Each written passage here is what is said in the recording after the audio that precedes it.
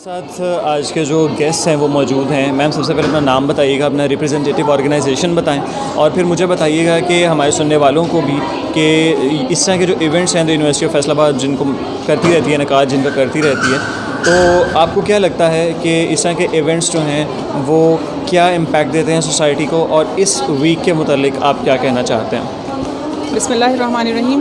मेरा नाम डॉक्टर फरसाना फ़ाहद है और मैं currently I am working as an CEO at Fatima's fitness and rehabilitation centre.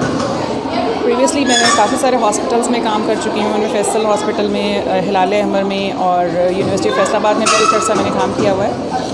तो रिहेबिलिटेशन के हवाले से यूनिवर्सिटी ऑफ फैसलाबाद का ये जो इनिशिएटिव है ये बहुत पॉजिटिव है और डेफिनेटली कमिंग डेज़ में ये बहुत अच्छा जो है इस एक हमें प्लेटफॉर्म मिल गया है जहाँ हम बीइंग थेरापिस्ट्स हम अपने जो सारे आइडियाज़ हैं जो हमारे सोसाइटी के लिए जो हम कंट्रीब्यूशन करना चाह रहे हैं वो इस प्लेटफॉर्म के थ्रू हम क्वाइट ईजीली कर सकते हैं।